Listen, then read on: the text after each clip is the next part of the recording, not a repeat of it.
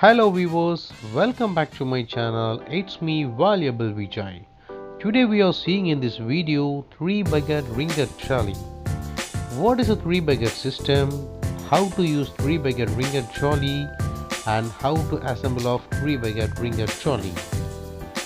3 bucket mop ringer trolley for hospital use. 1 bucket is for waster with detergent and second bucket for dirty water and third bucket for disinfectant. Got final mopping on a floor.